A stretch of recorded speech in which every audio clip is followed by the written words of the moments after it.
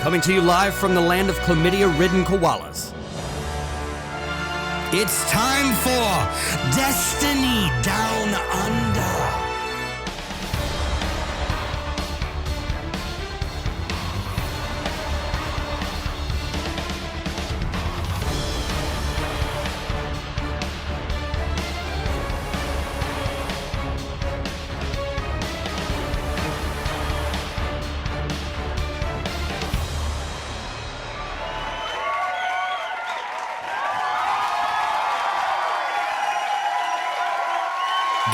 Welcome to the 90th episode of the Destiny Down Under podcast, coming to you live on an Australian Monday, because why the fuck not?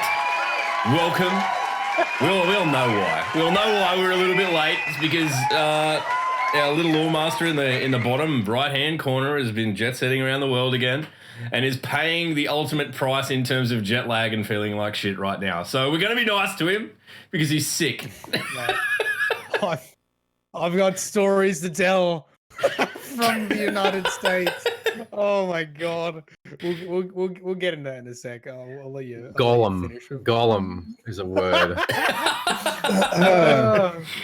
Yeah, ladies and gentlemen, we got other stuff. Ladies and gentlemen, welcome to the podcast. How are we all, gents? Good, man. Matt is incredibly jet lagged. Yeah. So I was very kindly invited over to the Bungie studios last week. I got to meet up with the anthology team, which is really cool. So the team I've been working with on the lore books. So cool to hang out with them and meet them in person. Look, the other thing about like going to the studio is I don't know about you, but like I don't like consider Bungie a huge company, even though I know they are. I don't know, like, because I think like the community team is so good. Like you think like Bungie, you think like Deej, and you think like Cosmo, and you think the guys that always talk to you, right? So like I'm meeting with some of the dudes. So I'm just waiting in like the foyer. Like Bungie has like fucking 700 employees or something, and it's just like, and I was during like lunchtime, and it's just a stream of like devs going in and out of the studio, and you're like, fuck. That's a lot of people. Like, and like, I don't know, you forget that. Like, we're so used to talking to like, you know, the community manager so much, you forget how big and how many different teams there are like at Bungie. So anyway, it was cool. Got to I think I can say this. I got to play some Forsaken. I got to play the first mission. Got to hang out with some good friends. I drunk way too much on an Activision tab, and like that's one of the reasons why I was so sick. I had this flight coming back to Australia, and I just narrowly avoided vomiting, and then I got stuck between a couple who wanted like the whole road to themselves, and they literally just bullied me into like moving around the aeroplane. Got a whole Twitter post about it, but it was disastrous, and that was a 15-hour flight from San Fran to Sydney. So I left Thursday and I arrived back in Perth on Saturday. Friday, I was the exo stranger. Friday just didn't exist. I just time traveled. Well, I mean, Friday was gone. It's stupid, man. It's so long to get back here. Yeah, it's a rough one. And like we've been sort of speaking about a few things over the last few days, and it's been quite obvious to Sloth and I that Matt's just a little bit under the pump, so we'll go easy on him, man. We'll go easy. Talking about sending a dick in a box to some people that have done some work for us and all that sort of thing. Weird times. Anyway, look, and I haven't this even weekend, played. I haven't even played I haven't not even updated Destiny. I have not even played Gambit like on my own account. I have not played the new weapon system either. Yeah. That's sad. That's really sad. I feel for you because that's really sad. I've done so. I mean, lots. This is the world's smallest violin playing for you because you went to Seattle.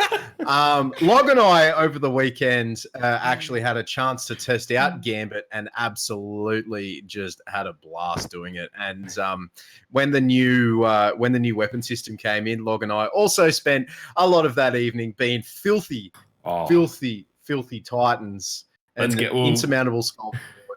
We'll get to that in a moment, dude. We'll have get you to guys it in a been moment. shoulder charging the shit out of everyone? Oh, have you, but ladies and gentlemen, are you fucking serious? I'm gonna dob him Is in the first. sky blue? Sloth went 5 games without firing a shot, and we're still getting positive KDs. They need. I don't know who we have to contact at Bungie to get an achievement put in. But if you can do that, if you play 5 games in a row without firing a shot and get a positive KD, you need an achievement. That's part of the problem. That's probably gonna see it fucking nerfed into the ground for the rest of us. But yeah, it's a lot of fun. But do we want to do our announcement first? Do you want to do it? I think let's get into it. We need a bit of fanfare. Do you want the music? Oh, right. Here's the music. Let's do this fanfare.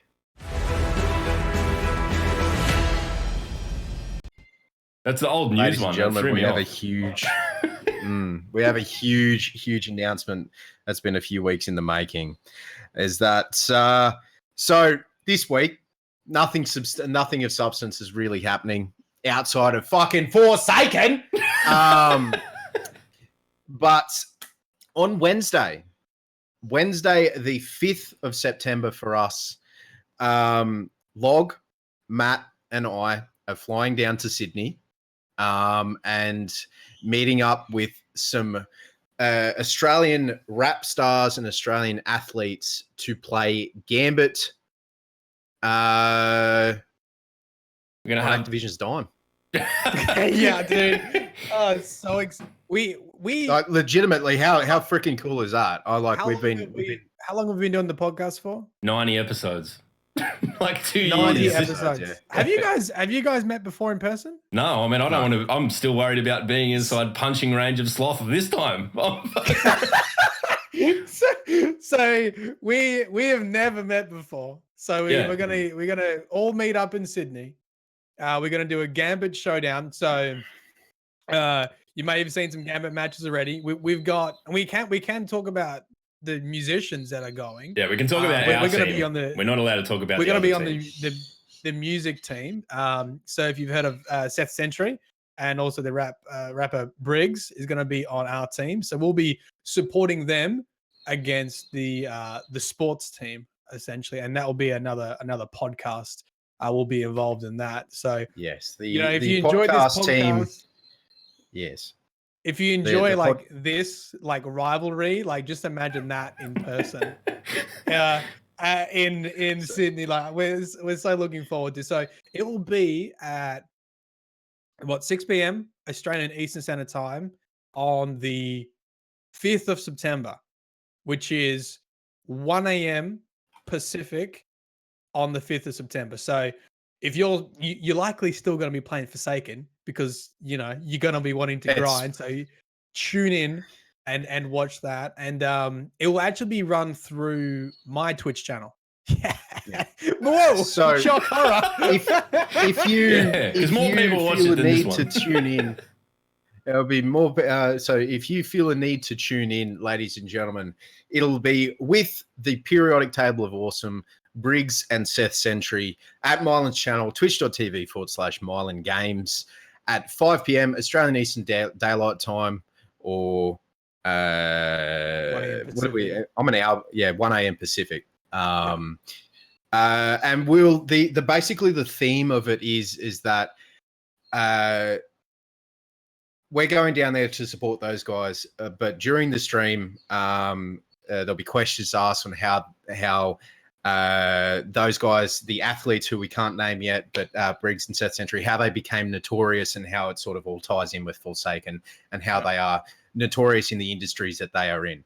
But we are, so the three of us, the only thing that we are worried about is going down there and supporting and playing Gambit and having a good time, really. Hey, and we got one other thing we can say too, right? That that people might be able to join us, right? Yeah, well, at the back end of the cast, what we're going to do is just usurp the whole thing, DDU style, and I think we'll play out in the open world.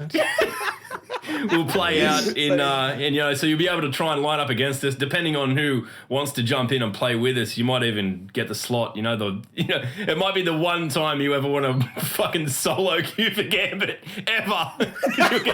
He'll get put on our team. So it'll be cast on Matt's channel, on Matt's Twitch channel. So if you want to get in, it's it's all for fun and all for a good laugh, and a game that we like, like it's an offer too good to refuse. Do you want to come and play a game that you love and have a good time? Okay. And like, I think, do you want to meet up? Do you want to meet up with two dudes that you've been podcasting with for 2 years? And I mean, do you want to go to the pub? Yes. Yes. Yeah, exactly. And I think like the other thing for me is I think like the Australian content creator scene is pretty underwhelming, to say the least. And I think it's such a cool opportunity for us to sort of promote Australian content creators and to look at how we can lead the way with content creation. And like it's such a small community in especially within Destiny as well, within Australia. So it's really cool to be invited for that opportunity and like see what we can do on that front. I mean, that was always the premise behind starting the podcast, is that we always felt a little bit underrepresented out in the big wide world. And while there's, great Aussie content creators out there, like, Merlin Games and the Jez and all that sort of stuff that people do know of, there's a whole heap of people here who are streaming, doing great things. And, we always wanted to be able to get them on the cast and all that sort of stuff. So for us to be able to do something like this and hopefully take a step forward to put an Aussie Destiny on the map, a bit more than it already is, we're going to go whole hog for it and push as hard as we can because we love the game. Quick question. Can we tell people what platform or not yet?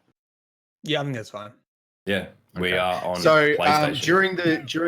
During the stream, we will be on PlayStation because that's what the esports center in Sydney has, and that's out of our hands. So we'll be playing on PlayStation.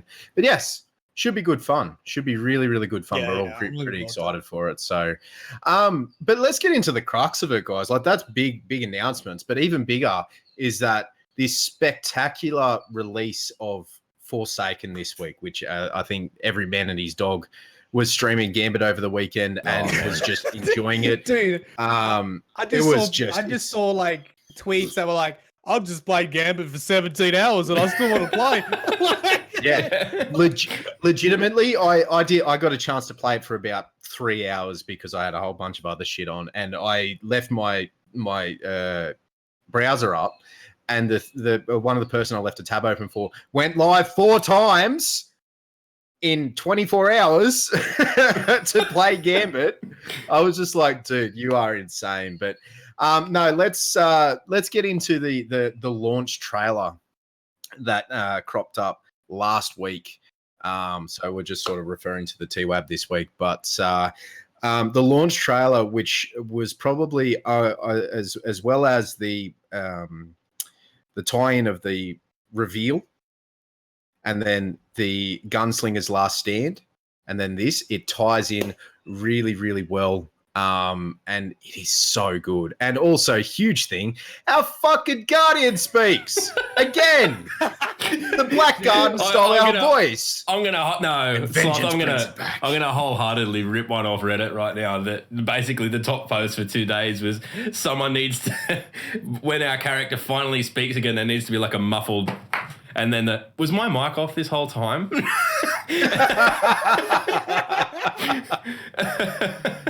Oh shit! Sorry, guys.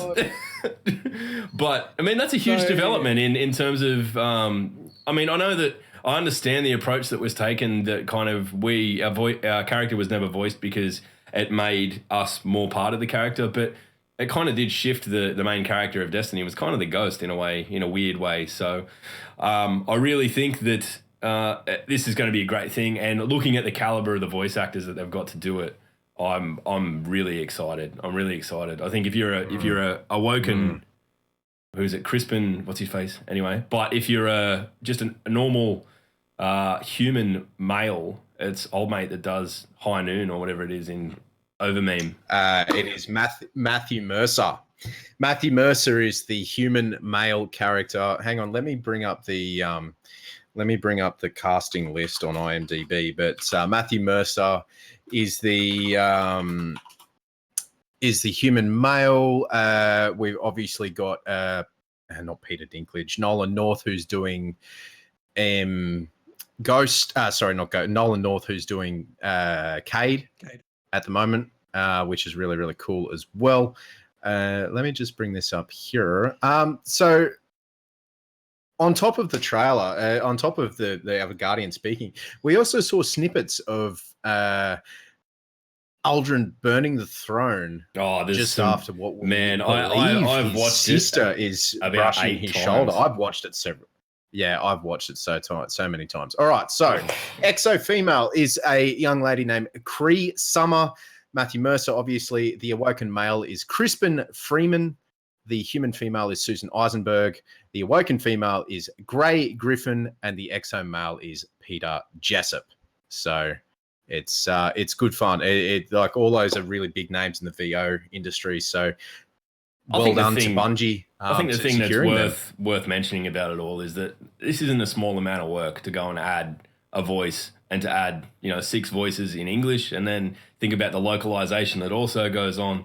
It's a big undertaking to go around and get all of these, all of this sort of different character permutations voiced and all of that sort of thing. So I think that it's just Bungie finally acknowledging something that the community's wanted for a long time, much like they've done with a hell of a lot of stuff coming in Forsaken. But it's, I'm really looking forward to it. And there was nothing that made me want to play this game more than my character going, what is it? Sov is mine, or leave Aldrin Sov to me, or whatever it says, and sounds pissed off, and I'm happy about it. So, but can we talk about Zavala being a sook? Can we talk about that? Oh my god!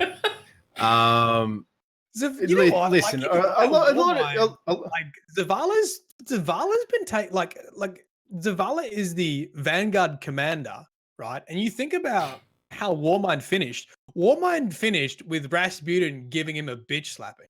That's how Warmind was like. Rasputin was like, "Look, you Vanguard suck. You've just been using me. I'm going to take things into my own hands," and just gave Zavala the biggest backhand. And then now you've got we're going to vote Zavala out as Vanguard commander by the looks of it. I think you know what we're going to do. We're going to go full blown. We're going to go full blown Australian politics, and we're going to set him up. He's going to get knifed in the back. And fucking Shax is going to usurp him. He's going to be the new Titan Vanguard. And guess what? The whole game will be called Punch-Stiny. Go and punch things. Don't need to worry about anything else. Oh my god, I don't want to hear it. All right, the reason why, you've got to see the reasoning why he's a little bit sort of on edge about it. He's got to do, there's a new Splinter Cell of the Red Legion that has come up. Defend the damn city. Yes, it's sad that he's lost too many friends, but defend the damn city. Come on, man. Don't say he's a sook. You stop it right now. Also, another big one that sort of came out of the video, guys, is Spider. Petro is seen in the trailer speaking to Spider about trying to figure out where his where Aldrin is and all that sort of thing. Now, I have my own thought process on it. I'm probably going to be absolutely bollocked by the lore community, but some people have said to me he's very similar to Tanix. He's just a free agent out there doing whatever. Some people have said he could be the forgotten Kell of House of Stone. And when I originally saw it, and I've actually sort of somewhat adjusted my opinion, is that yes, Matthew, I know I can see you glaring through me. No. I'm gonna get in. I'm gonna get one in. He's definitely the Kell of the House of fucking Donuts. Look at the dude. Oh god, yeah, he's a big boy. He's a big boy. In a good paddock. No, I actually, my brain is getting confused between the jet lag and Bungie of what things I have seen that are under NDA and what things I haven't seen. And in my mind, I thought the Spider hadn't been revealed yet. So, I actually haven't prepared anything for that, but I'll give some thoughts on it once you finish off. And when I originally saw it, I was thinking maybe House of Kings, but I sort of got lost in the a few people were like, no, Sloth, no, you're wrong, shut up. Okay, well, can you tell me, does Spider have any mechanical arms, or has he got 4 normal fallen arms? He's got normal arms. He's got normal arms. From memory. Yeah. If you trust my memory, which is like an alcoholic sieve. Not a very good one. Okay. Oh, look, I think my brain's fried. Tell me what did you see about the spider? What did you see again? He was all right. So he's voluptuous. bigger.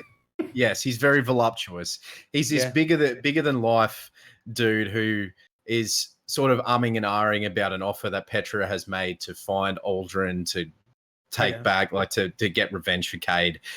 He's got his Fallen next to him, which have these big sort of plumes of electricity coming off their back. They're like quite large and all this sort of thing. It's it looks like he's got organic arms. It looks like he does not have a mask on, unless I'm remembering incorrectly. But yes, he's very large and very very large and very what's the term I'm looking for? Imposing. He's very imposing. Yeah. Did you hear him talk? Did you hear him talk? Yes. Yeah, he speaks English. What do you think about his voice? I think it's I was surprised that he didn't just click and all that sort of shit that the Fallen normally do, right? Me too, right? Yeah. Me too. Yeah. I was like, he actually spoke English. Yeah. Yes. Interesting. Yeah, that's a good point. He's really like a Jabba the Hutt character. Wonder if he's a one-on-one guy. Yeah, I asked about that. Because I think that was the most notable thing I noticed on the spider was his grasp of English. You know, he's very different from Vidocs. And you know, Vidocs has spent a long time with so I wonder if that will come out in the story. That'd be cool. All right, well, do we want to move on to the next thing? Are we going to talk about lore stuff as well? Do we have that in the Matt, you know what? You're a third of the podcast and lore is what you do, and provided you're not going to break any fucking NDAs by accidentally being tired and saying something you shouldn't, you can talk about whatever you want to talk about. But first, I want to talk about the ViDoc. Do you know what I'm doing, man? I'm like flicking through Destiny game to look at like what officially has been there. So I'm going to stay away from most stuff because I can't remember what I'm not meant to talk about. But so I think generally though, right? If you guys don't follow much of the lore, Ishtar Collective is a database, and they do a really good job at pulling information from Destiny's API. And it's pretty much a resource that I use to make every lore video. And with the Forsaken basically patch, everything became available and is on Ishtar Collective. And there's like massive spoilers in there for the whole campaign, actually. And I guess this was an interesting thing about visiting Bungie, because I got to sort of talk to the writers when this was sort of going down and like see it from Bungie's perspective and to sort of represent their feelings. I think, you know, to imagine it from their point of view, they've been working on this stuff for so long, and some of it is timed information, and you're not meant to have access to it. And it actually wasn't really meant to be in the API yet until it was released. So you will like ruin big things that are meant to happen in a timed fashion that are meant to develop the storyline. And so I know a lot of people have been asking me like, am I going to cover it and all that kind of stuff? And you won't see anything sort of from me about the data mine stuff until Forsaken's been out. And I'm probably going to prioritize topics that are much more relevant to like early game rather than late game. And I think that's sort of what a lot of content creators should do, or hopefully do. It is a little bit of a tricky part because, you know, everyone wants to cover the big topics, right, when Forsaken drops. And there are some fucking big topics in there, like questions we had wanted answers to for a very fucking long time. So I think just be mindful of that. And, you know, I hope the story isn't spoiled for anyone through a thumbnail or through a title.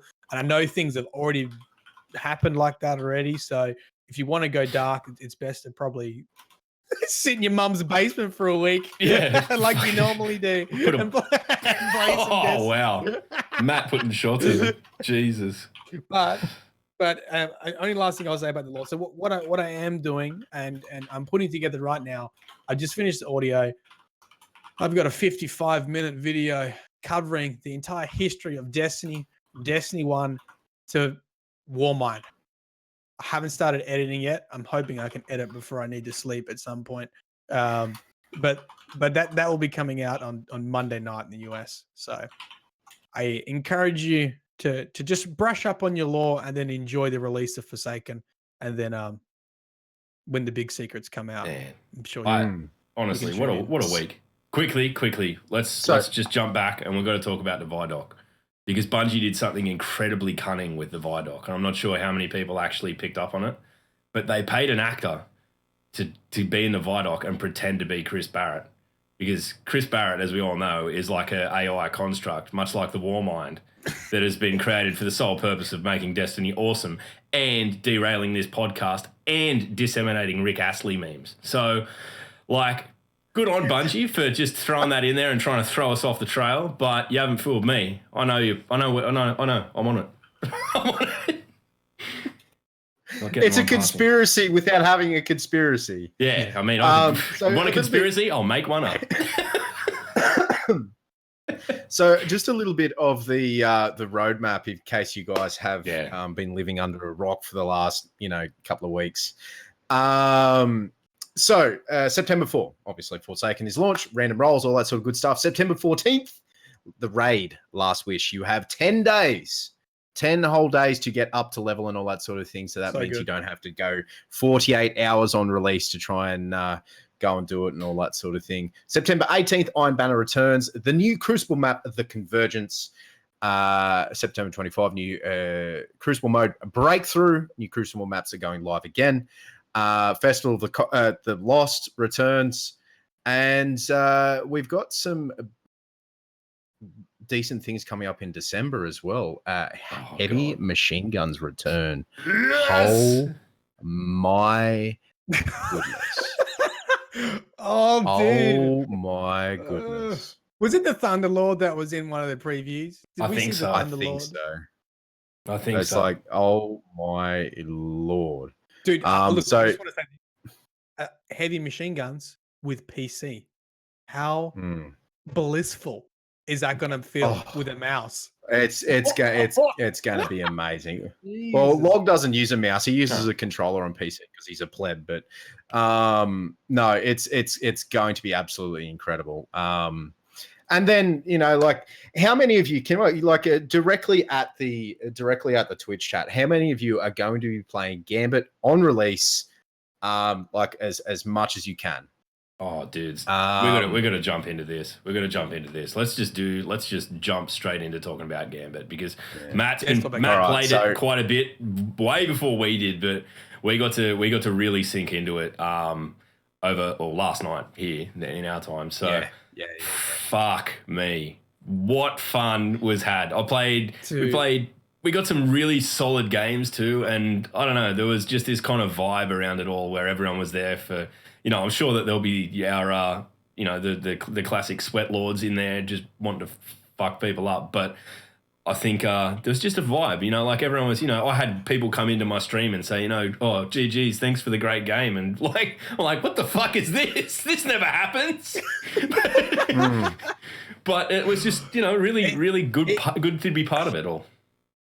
The mechanics seem so balanced that, like, you're not really out of the game until Shaq sings. Like actually, it's not Shaq's, is it? The Drifter sings. It's Matthew McConaughey, yeah. You're like, all right. Or the other one. All right. Now, ladies, yeah. Old mate from Outcast. Yeah. I saw that tweet this morning, and I had a little bit of a chuckle at that. But it was it's so good. I really enjoyed Gambit. Like, I reference a tweet from earlier on the week. Like 3 hours after release, people being so upset with the current meta not fitting in with Gambit, or people abusing sleeper simulants. Log.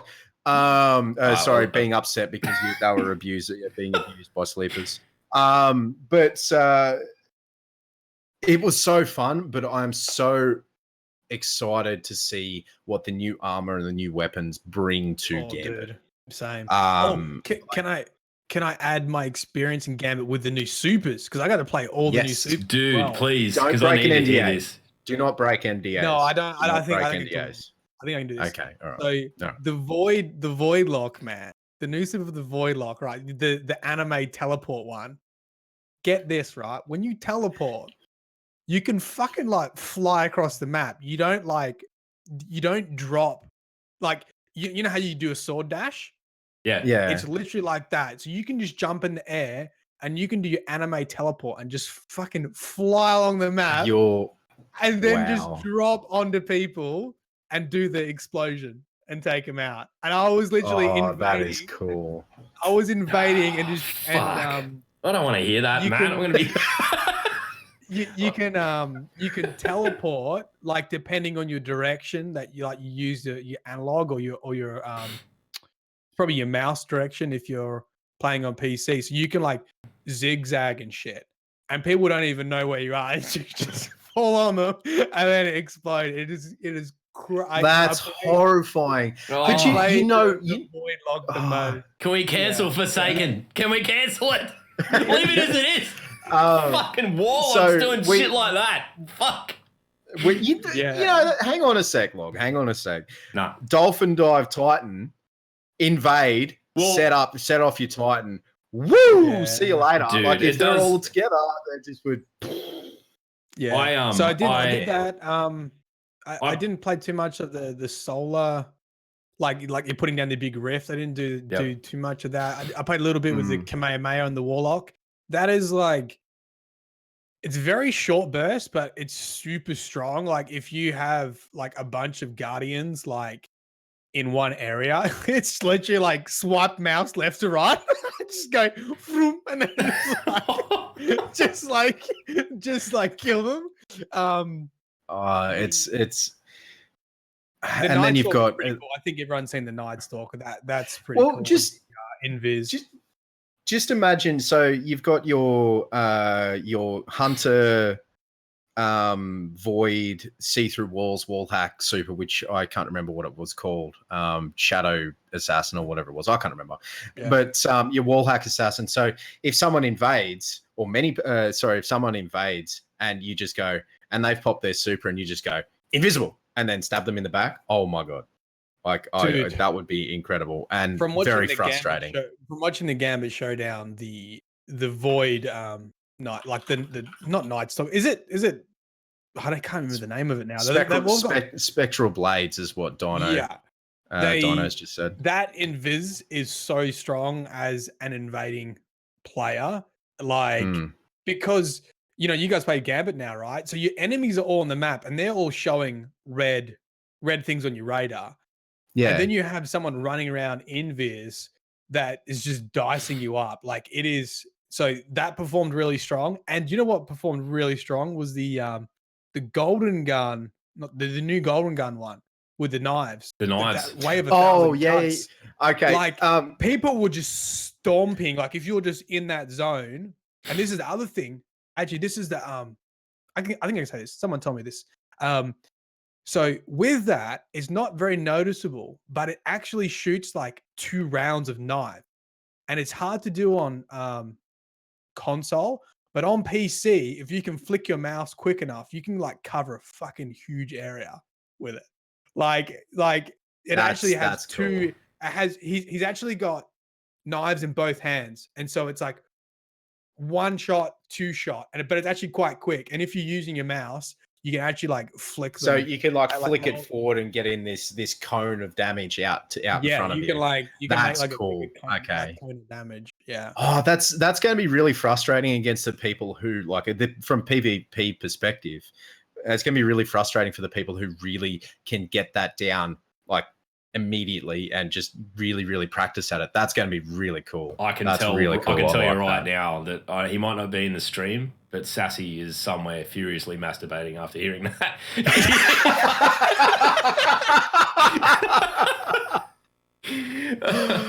So did you find out anything about the good subclasses, Matt, being Titans and Titans? You guys will be so upset. I didn't play any Titans. No. I didn't even need to ask. I actually played through and captured all the different subclasses except for Titan. Sorry, I'm so sorry. That's okay. That's okay. You know what I was thinking last night as we were playing? I Rarely, it takes a lot for me to change up my subclass. I'm a striker, that's what I do.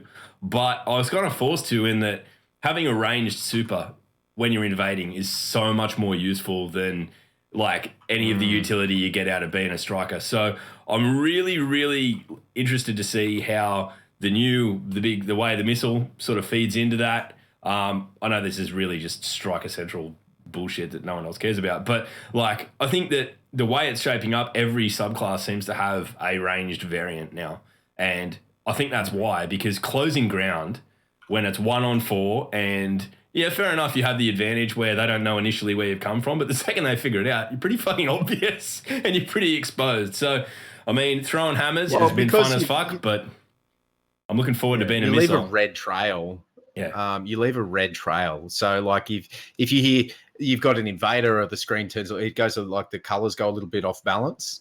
But if you hear or see an invader coming in, if they disappear around the corner, there's a little red trail. So if you are picking up on the nuances of that, you can actually pick up most invaders relatively quickly.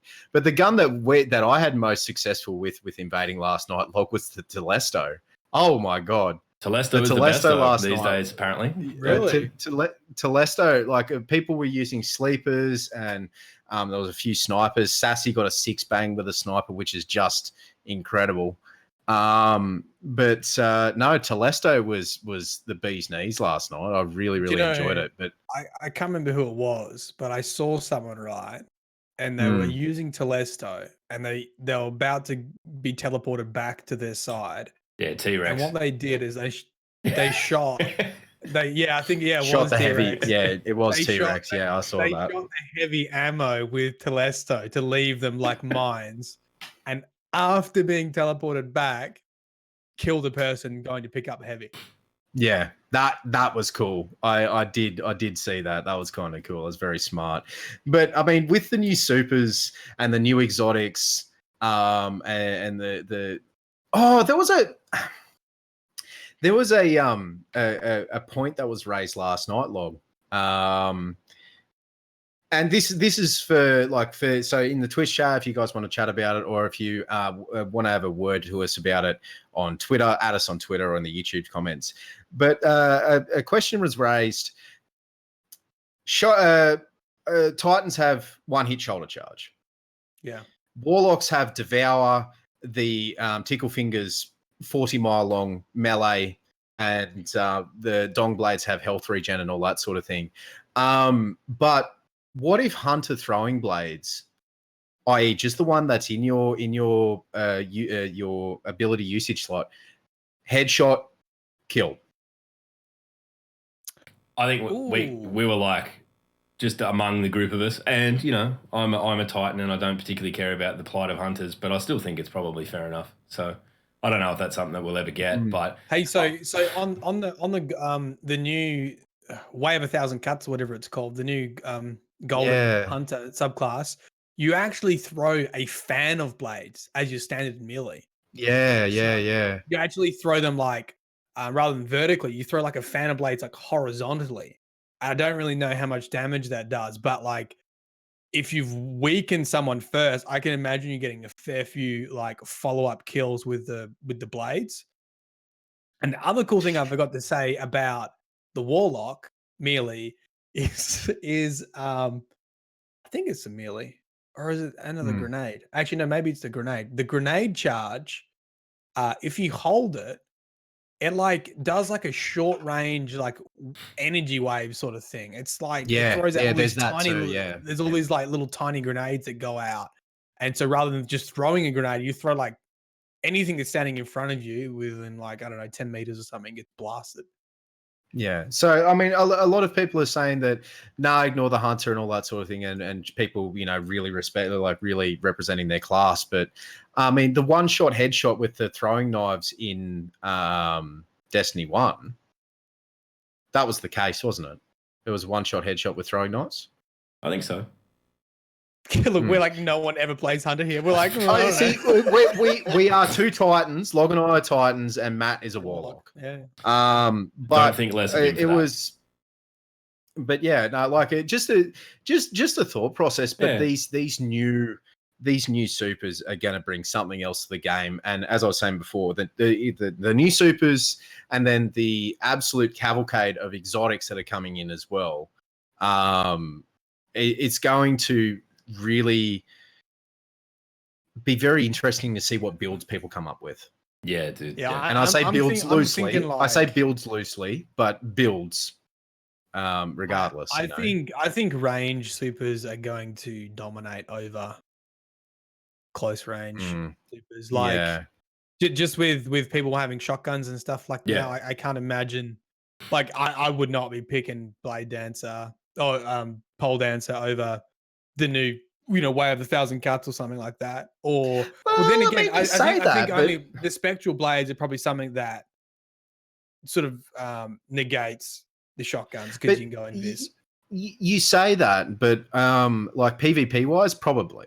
But in PvE, Arcstrider has been instrumental in some people getting instrumental in getting people the whisper and doing raid encounters and all that sort of thing. Like, but let's face it, if you're using the old supers in Forsaken, you're crazy. What are you doing?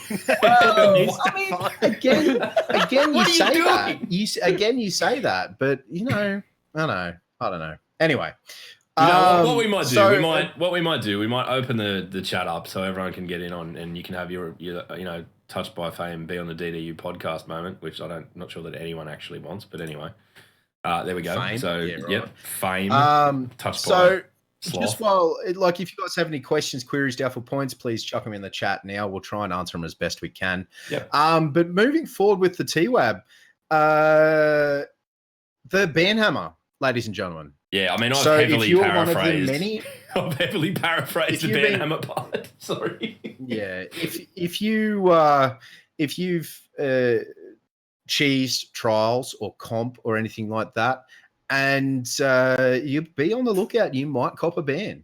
You might cop a ban, ladies and gentlemen, because they're cop a ban.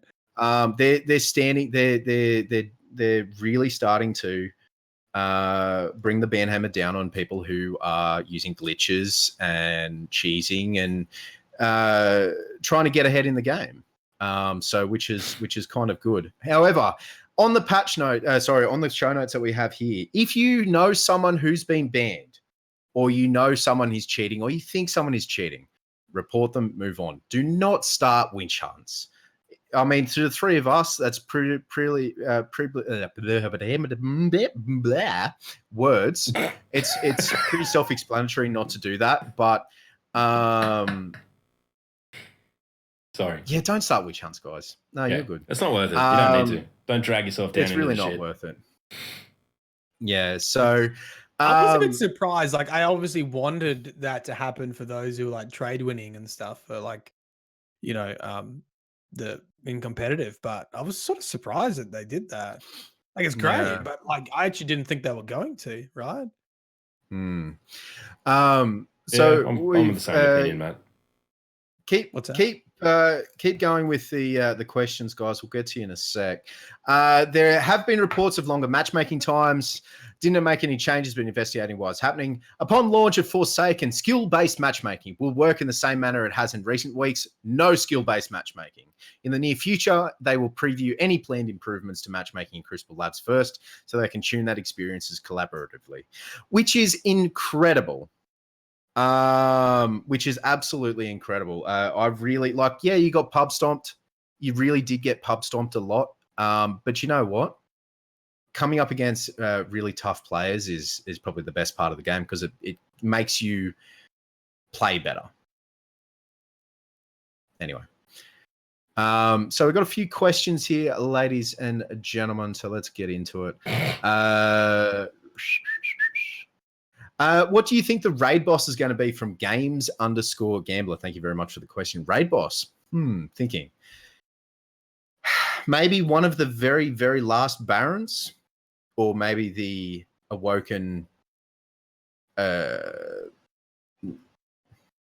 like a Spectre of Marasov. You're just going to let him drown like this, Matt, or are you going to step in and say something? I'm going to let you absolutely drown. Look, at the moment, like, I've just opened my Gmail. I'm trying to find my NDA, and I'm pretty sure all of this shit I can't say, I don't even know if I can say what I've done, but the space is cool. Space is really cool. There is stuff you will see and you'll be like, oh, that's interesting. Fuck. Oh, like wow. wow.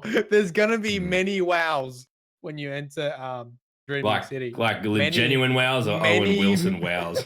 Like, wow. So are you many thinking maybe a corrupted Ahamkara? Or maybe just one. Maybe they're fuckwits. Wow. Much Who wow. knows? Such wow. Moving on. So Such wow. So a question from Max Panther. Thank you very much. With the introduction of Gambit and the Drifter, what sort of backstory does the Drifter have? How does he know so much about events and that have happened in the solar system? So there was a line last night when we were playing was, I haven't seen anybody cause that much damage since an iron lady named Aphrodite popped into my bar. Thereabouts. Does that mean that Aphrodite's really bad on the piss? Is that apparently she's a recovering alcoholic. That's why she went into she's become a pacifist. Went away. Look, I know there's a very in-depth backstory on the Drifter from what the lore community has been throwing my way on Twitter. I'm pretty sure it's all in the new lore tabs or the new Good. the so we record can books. find it and do By the that way, sort of thing. All right. The record books are fucking insane. Like, if you've seen the stuff on Ishtar, man, like, strap in. There's a lot of content there to read. There's plenty of lore to read if you're in that. If you like the lore, right? There's heaps to read. I'm pretty sure there's stuff on the Drifter in there as well. So, hey, did you guys know there's playing cards? Yeah, I saw. I've seen pictures of them. I didn't know that there was so much Destiny playing cards associated. Really? With and apparently there's like lore on them too. I think. I was talking to Non-Pig. He was saying that there's lore on the cars, like little bios on the. You know what though? I mean, we love Anon, but I think Anon may have not left his apartment in a long time. Let's leave it at that. For a question from, he can get him on the. He can get his cards, you dickhead. Get his playing cards in the mail. They were delivered. That's fine. Question from Taylor_DFW. Thank you for the question. What is the first thing you'll do on launch? Campaign, level of public events, turn in materials, etc. We are playing Gambit. Yeah, we don't have a choice. We are legitimately playing Gambit. I don't think any of us are going to stream the up. Does anyone know if Gambit goes live? Like, you can go straight into it? Do we know that? Because otherwise they've confirmed that you can go straight into it now. Cool. Yep. Otherwise, we're in deep shit. Yeah. Yep. Okay. Look. No, it's. See, Chris Barrett has a pack on his desk. You dickhead. There you go. Pack of what? Hey, read us. Cards, type right. the lore in chat, please. Type the Drifter card for us. I need to know. What like when we come back from Sydney? What's the first thing you guys are going to do? You're going to play PvP? You're going to get into the story, turn in materials? I'm not campaign. Yeah, campaign. I love that sort of thing. I mean, everything else is there for the long haul. The campaign is it's the the entertainment part of it. The part where you get to advance your knowledge of the characters and all that sort of stuff before you really sink into the end game stuff. So definitely the campaign. Yeah, absolutely. All right. Yep. And there was a question here from Ronaldo. Thank you for the question. What's up with the Drifter's ship and what does it have on the back of it? Also, you guys hear him mention Gjallarhorn. The back of the Drifter's ship is like a planetoid, isn't it? And he's just dragging it along so he can just continue with the Gambit. I just assumed it was I assumed it was junk because he talks a bit like a redneck, so he was just wheeling junk around the universe. All right. You want some fucking all right. Yeah, I don't know. It seems to be magical. I think campaign. Yeah, campaign's probably going to be the thing that at least the three of us are going to do. Well, I mean, Log's got the fortnight off. That's how dedicated I am. I've taken 2 weeks off. Look, I'm actually I think I'll probably take a couple of weeks off from the PhD. I haven't told that to my supervisor yet, but I'm pretty sure. You're leaving like, it a bit late there, bud. I'm pretty sure after Sydney, it's gonna be like, yeah, I'm not coming in. Bye. I can't come in. I think that's. I can't come in. Something's come up. Hey, I can't come in. I Etsy, did you see Etsy's question? I think it's a good one. It says question. Okay. What is your plan of attack for bed sores after the 4th? Regular rotations, ? Baby powder, ? Hey, Man, I don't think any Don't of get us... bed sores if you don't go to sleep. Yeah, exactly. You fucking stole it. You fucking idiots. No, listen to this, right? I worked as an occupational therapist in hospitals, and one of the things we look after is precious sores. Okay, I'm gonna. I know you don't want this information. I'm gonna tell you how to look after. I will right? kick you from this call. Are you actually about to give us medical advice on a Destiny podcast? I'm giving you medical advice. Okay, this one thing. This is gonna save you. Change your position and your posture throughout playing, because that allows blood to return to areas that you've been sitting on, which need blood and oxygen. And that's why you get pressure cells, because they die. So there you go, right. guys. Stand up, go for a walk, 5 minutes, a minute, doesn't matter. You can do it, I believe. A question Hey, here from Moo Cluckles. Can we go on from Long Schlong Mormon? Long Schlong Mormon. I don't know. I'm feeling a bit threatened. Malin, have we heard or seen all of Shin Malphur, or will he return again? Is it the Drifter? Look, I've heard people say and ask about, is he the Drifter? I don't want to ruin that, but I think you'll find out in the lore about his identity more. I don't know whether Shin Malphur or any of that story will continue, but there's obviously been hints at it in previous tabs. But it would make sense, I guess, from a Wild West point of view to have that. But the thing is, like, you know, I think Shin Malphur and Dredging Your story was a complete story in itself. Like, it's not like some of the other stories where you want to know more. Like, I wouldn't be upset if we didn't see more from Shin, but I also wouldn't say it would be impossible with the setting of Forsaken as well. Yeah. So the day one patch, ladies and gentlemen. So if you are kicking around and you're in Australia and you're going to play on release, 3 a.m. Australian Eastern Standard Time. Correction. 12 a.m. Australian Eastern Standard Time. Players will no longer be able to log into Destiny 2. Hotfix 2.0.0.1 will begin rolling out across all platforms and regions at 3 a.m. Australian Eastern Standard Time or 10 a.m. Pacific. Destiny 2 maintenance is expected to conclude, and Destiny 2 Forsaken will become available to play on all platforms. I'm really excited. And guys, yeah, I'm gonna call out. I'm gonna call out and call him out. Oh God, I'm gonna call him out. I'm gonna call him out, and I'm doing this from a place of absolute respect. There are 800 people who work for Bungie. All have something to do with the game. But guys, can we get some hearts in the Twitch chat for Mr. Barrett and his team over at Bungie, please? Because I think a lot of people are going to find that Forsaken is the bee's knees. Please and thank you. Yeah. It's a small gesture, but it just, you know, show him that we appreciate him and his team. Please and thank you. It's really, really good to get some hearts for that gent. Did you consider what was going to happen? Because there was about 10 seconds there where no hearts were popping up. I was just like, oh fuck, Sloth, what have you done? And then one final question, Moo Cluckles, what sort of raw damage are we going to see out of the new Gunslinger Super? Will it put Nighthawk out of a job? I don't think so.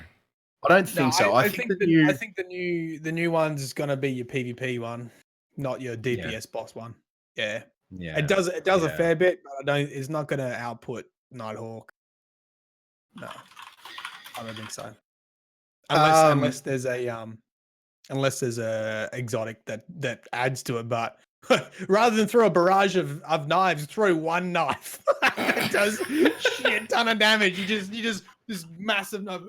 Throw a fucking Scottish claymore. Just fuck. I'm not one around. I should get it. Anyway. You know what?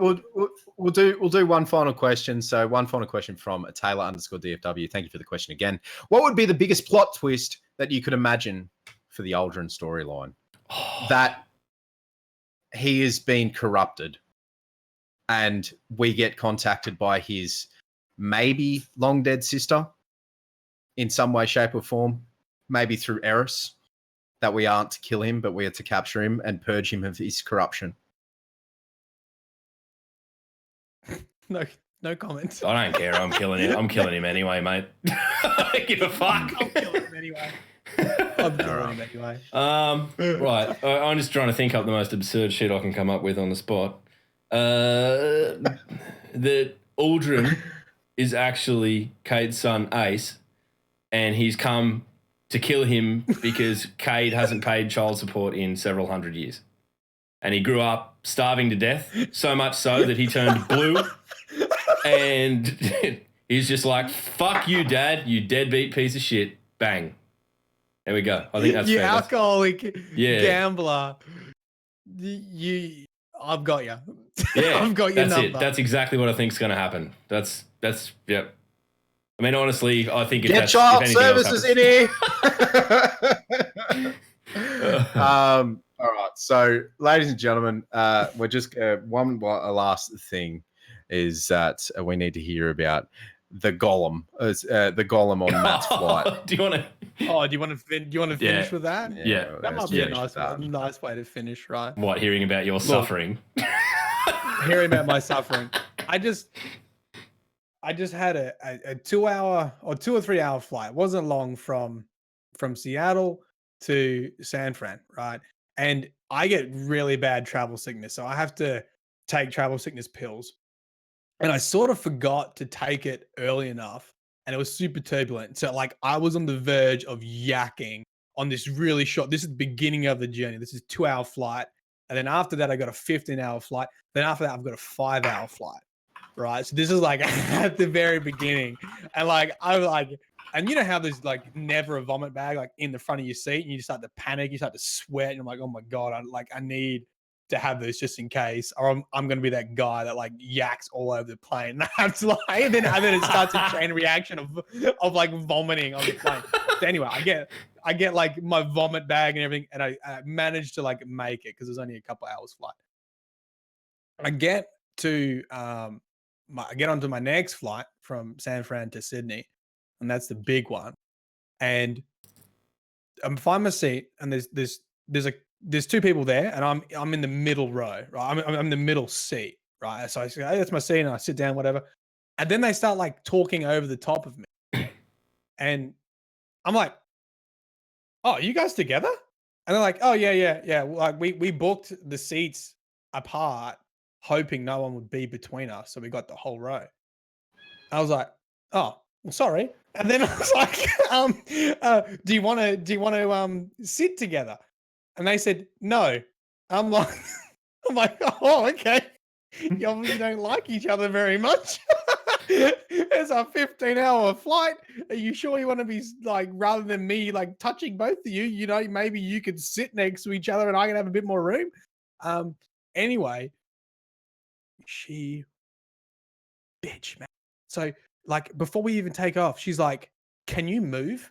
I'm like, "What?" She's like, "Oh, there's like in 2 rows ahead of me, there's only one person in row 3." She's like, "Can you move to there?" And I'm like, and normally I hate moving. Like if I go to a movie cinema and you have an allocated seat, like I sit in that seat, even if the movie cinema is like empty. So this causes me like extreme anxiety, right?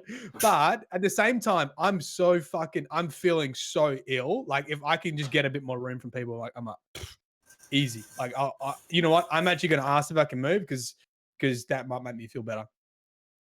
Ask the flight attendant, sit down, and yeah, she's like, "Yeah, go for it." I sit down, and this always happens, right? There's literally no one on the plane. A dude comes from behind. He obviously walked past his seat Somehow he forgot how to count.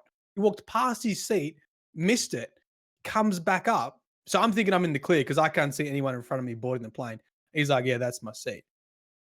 So I'm like, oh, sorry, mate. Now I'm feeling like awful that I took someone's seat. So I have to go back to my seat between the demon couple.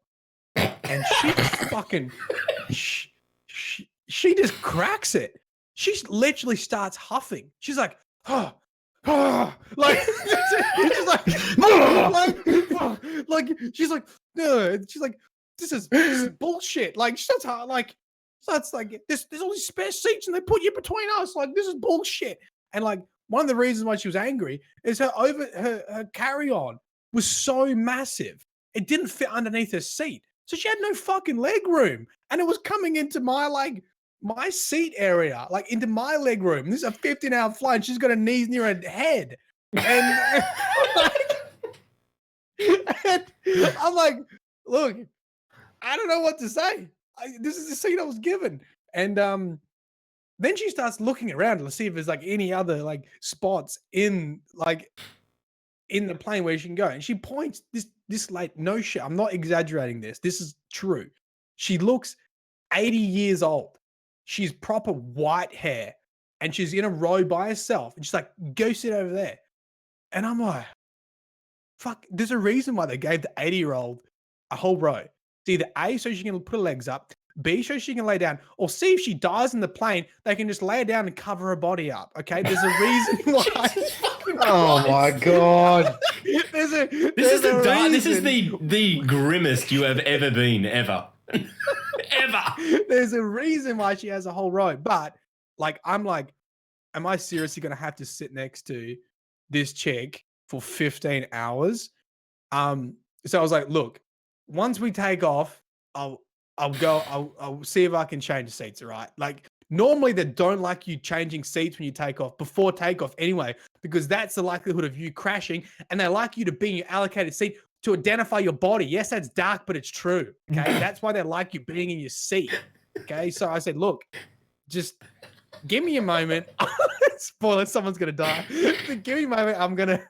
I'll go check. And at this point, like, I had stocked up on, I'm sorry, this is a long story. At this point, I had stocked up on so much medication because I was feeling so ill.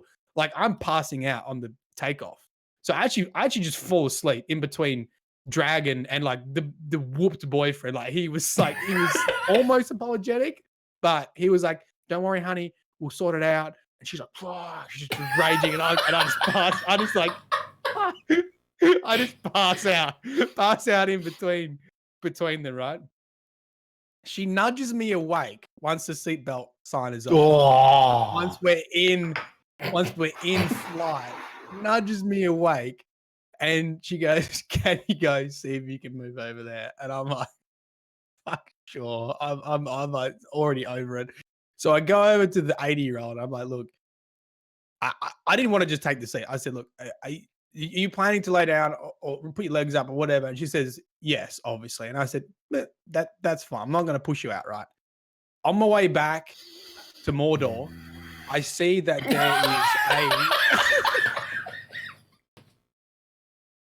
on the way back to Mordor, I see that there is a whole emergency row exit free.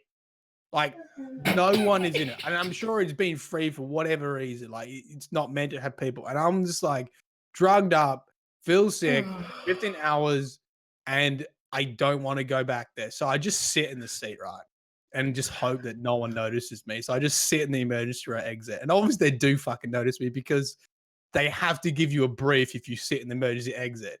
So like, the airline host is like, what are you doing in my emergency exit? And I'm like, what the fuck? And I was like, but I didn't realize she was sort of joking. And I was like, look, I don't care where I sit. I really don't care where I sit. Like, there's a mean couple over there, right?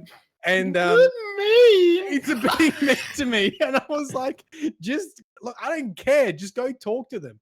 And somehow, right, the host goes over to Gollum and Golem convinces her to put me next to the 80-year-old lady, right? To inconvenience her. Convinces the hostess to move me to the row with the 80-year-old lady so they can have more space because their bags are too freaking big. And I'm like, look, I don't care. If you want to do that, you have to tell the lady you put me there and like I'm ready to just chill out. Anyway, I'm sorry, this is a long story. We're getting to the end, right? But then the meal service happened, so I couldn't change seats yet, so I just had to eat the meal like in the emergency row. And then I see two air hostesses like talking with each other and looking in my direction, and it's obvious. This like, what's that dickhead doing in the emergency row? Like, what's he doing in? And so another flight attendant comes over to me, and I'm like, fucking hell, here we go. And she goes, she's like, I'm Mexican, Esther. And she's like proper like Mexican. She's like, who's causing you trouble? She's like, I'm gonna go beat him up. And this is on a United Airlines flight, so it was even fucking funny. And so I just crack up because I'm just fucking over it, and I just start laughing, and then she just like.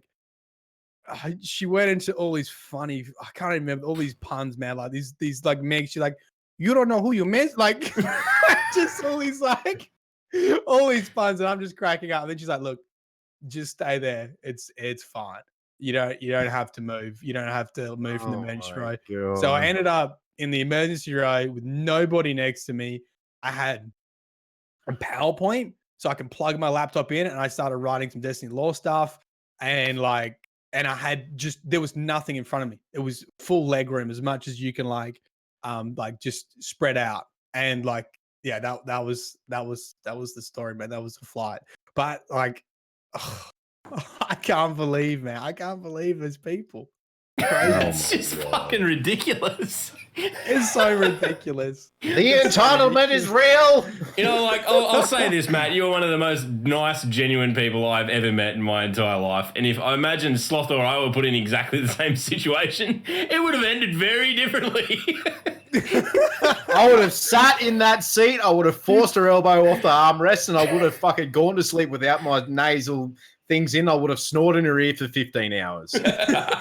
Because I can do that. Oh, do you feel better? Do you feel better about now, Matt, after having an event and getting it out? Oh. Dude, you know what? So like the Twitter post I did, so I wrote all that, I put it on Twitter and tagged United. By the way, they're giving me a fucking voucher, which I probably will never use, but whatever. It was very therapeutic to write because I was like, when I got off, I was so like, I was just like, I'm actually pretty fucking pissed off. Like that was like at the time, like I was all drugged up and I was just trying to find a seat and shit, but like in hindsight, I was like, what a fucking terrible person. What a terrible person. Yeah. Yeah. So we'll some people are just. Thank you for listening. God. That was all like a 15-minute story. That's fine. That was fine. Yeah. Ladies and gentlemen, if you weren't here for the start of the podcast, the big announcement that we have is that the three of us are heading down to Sydney on Activision's dollar to play Gambit with musicians Briggs and Seth Sentry and some unnamed athletes that we cannot name as of yet, to play Gambit on the 5th of September. Release night. Release night, yes, correct. We'll be live on Matt's Twitch channel, twitch.tv/Mylan Games at 5 p.m. Australian Eastern Daylight Time, which is 1 a.m. PDT. Pacific. Yeah, 1 a.m. PDT. So if you'd like to stop by and watch us get absolutely trounced on PlayStation, because Matt and I don't use controllers anymore, I think we've got just like have a good time with these guys. We've got fresh rolled characters too, so We've got fresh rolled characters. Yeah, with bloody blueberries. But no, it's gonna be good fun. So if you care to join, that is on Wednesday, this upcoming Wednesday. At the relevant time zone across the world. But ladies and gentlemen, thank you very much for hanging out and having a chat with us and watching us talk shit about Gambit and Matt's flights and all that sort of good stuff. Thank you very, very much. If you are one of our audio only listeners on iTunes, Spotify, or Podbean, Thank you so much for your continued support. And if you are watching on YouTube, please consider hitting that follow button and the bell so you know when we upload. We upload once a week, usually the same day every week. If you have any questions, queries, doubtful points, or anything you'd like to say to us, please leave them in the comments below. Jump into Discord. And, Jump into Discord because we're in there. If you've got anything to say, hit us on Twitter or in the Discord, and we'll do everything we can to get back to you. But it's going to be a busy week for us, I think. There's an absolute shitload to do and a shitload of fun ahead, and we hope we get to share that with as many of you as possible because that's what it's all about for us. Yeah. Ladies and gentlemen, thank you very, very, very much for watching. We have been the Destiny Down Under podcast. We'll be back on Wednesday and then back again on Saturday as per the usual. But ladies and gentlemen, thank you very much for watching. We'll catch you then. Matt needs to do something awkward or I can't finish the stream. He's contractually obliged. Can you snore? Can you do a snore like what you did on the... Look, I have written that, the bad thing about the experience in the plane, was horrible, but it just created the best probably story. So, I'm sure one day I'll end up writing for Bungie and that's going to be in there. And if you see Gollum on a plane, that's the story. That was good. All right. See you on Wednesday. Bye. Peace. I stole your sign off, man. I said peace. Peace. Peace.